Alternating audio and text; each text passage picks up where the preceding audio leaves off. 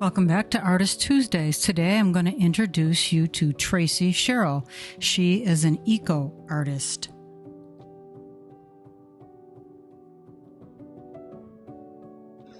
Hey, my name is Tracy Sherrill, and I'm an artist from Hickory, North Carolina, and I enjoy doing what's called eco art or eco dyeing, making scarves out of silk. I collect the leaves and get the tannins to release on paper. I also started making the handmade metal books and journals.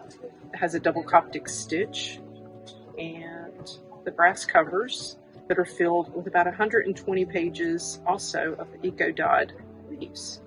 So all my life I've been interested in nature, and if you look at the rest of my art that'll be shown later, it reflects very much nature and my passion. I consider myself a gatherer.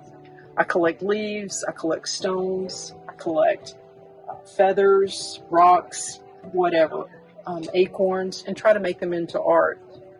And one of the things that I've done is tried to keep everything in the same family, things that you're going to find in the woods. And with my journals, you can also, write in those and about your findings.